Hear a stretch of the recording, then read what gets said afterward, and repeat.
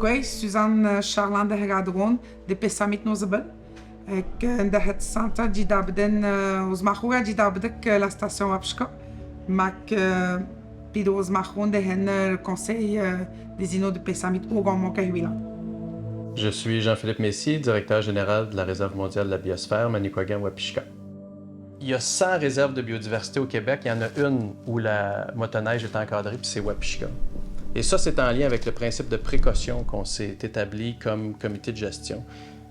Les données que l'on trouve dans des massifs qui sont similaires au Yukon ou dans d'autres territoires nordiques tendent à montrer que la motoneige a un impact sur la biodiversité dans certaines conditions. Alors, on a mis en place tout un cadre de pratique qui vient faire en sorte de garantir que la pratique de la motoneige, si elle est faite en fonction de ce cadre-là, n'affectera pas l'aire protégé. La station Wapishka a différents rôles.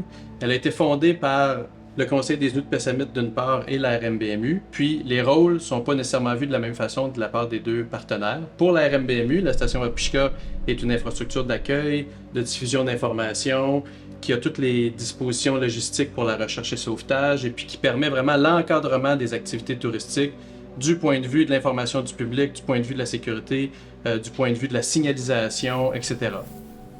Pour la communauté de Pessamit, la station Wapishka a plusieurs rôles aussi.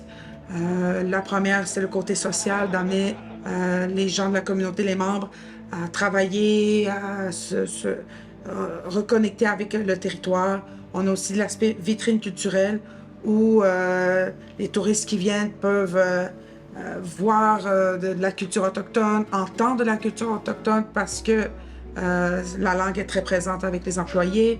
Le modèle de surveillance qu'on retrouve à la station Wapishka est un comité de gestion qui est fait avec la RMBMU et le Conseil des Inuits de Pessamit.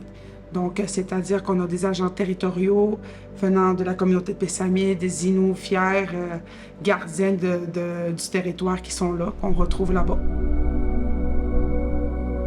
Le quartier général des agents territoriaux se retrouve à la station Wapishka, donc ils ont une présence quasiment continue sur le territoire.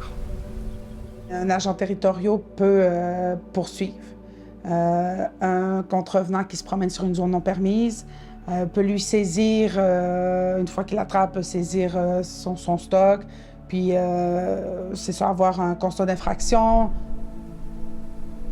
On trouve, nous, le conseil et la communauté, on trouve ça très important d'avoir ce modèle de surveillance-là parce que ce sont des membres de la communauté, la nation Innu de Pessamit qui sont là à surveiller leur propre territoire.